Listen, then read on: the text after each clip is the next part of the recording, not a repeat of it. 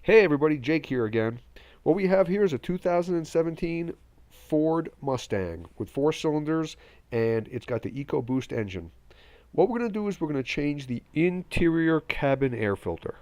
The manufacturer recommends to change the filter every 15 to 25,000 miles. However, it's a good idea to check it periodically. The filter is actually located in the glove compartment, and what you got to do is you got to drop the door to get to the filter. The way to do this is there's a little arm that's connected on the passenger side, and if you watch what I'm doing, you have to flip it up and pull it away, and that'll allow the entire door to fall down. Once the door falls down, you'll be able to squeeze the door body in on each side to drop it completely. That will give you access to where the filter is. The filter is actually behind this felt liner that they put in there, and they actually put a little door in front, but it's just easier just to pull it down and out of the way. Once you pull it out of the way, you're going to access the exact spot that the filter is located. And if you notice, what I'm pointing at, it's behind this little plastic cover. There's a little screw that you have to remove. Now that's not a Phillips screw or a flathead screw, it's actually a Torx screw, and the exact size is the Torx 20. That's what you're going to need to take this screw out. You'll have to come in from underneath to remove that screw, and you'll have to get it very carefully, because once the screw is loose, it's going to drop, and it's hard to know exactly where it's going to fall. So you have to kind of keep your fingers on it when you take that screw out.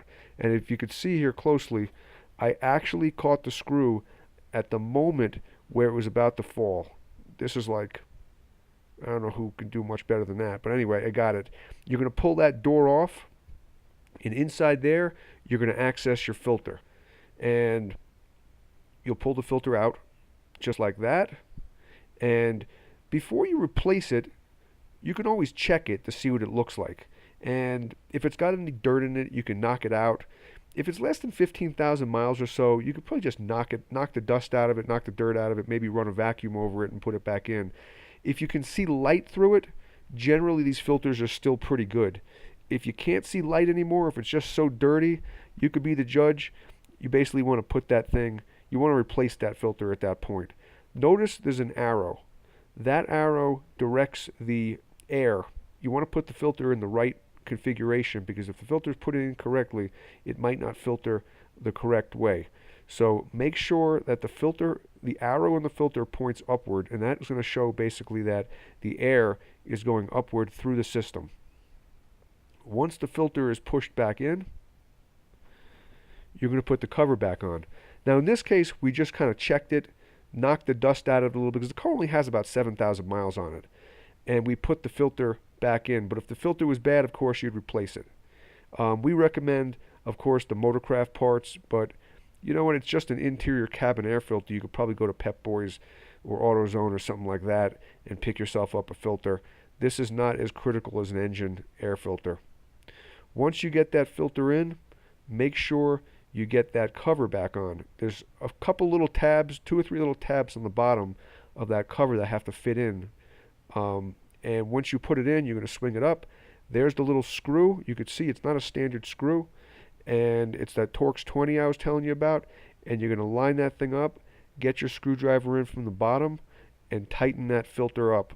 Tighten that filter cover up, so that way it doesn't rattle and it's nice and tight, and it doesn't leak. Second here, I'm going to show you the actual screw. I'm going to highlight the spot where the screw is. You can see right there, and once that thing is on there, you're good to go. Now, this is a very simple job. There's no sense in paying a dealership to do it or an oil change place to do it. Half the time they charge you for a filter you didn't need in the first place. But okay, so once you get that filter on, you're going to go ahead and reverse the steps and close the door. Make sure you push the little arm there on the side in and snap it into place. I'll show you how to do it. Just keep your eye on the video right there. And you push it in the hole, snap it in, and pop it down, and it's locked in. Now the next step, of course, is you got to squeeze the body of the door there and push it up while you squeeze, and that'll snap the top part of the glove compartment door in. Anyway, that's pretty much it. Like I said, it's a very simple job. I hope you enjoyed the video. Please give the video a thumbs up if it helped you. Comments are welcome. We appreciate you watching, and subscribers are always appreciated.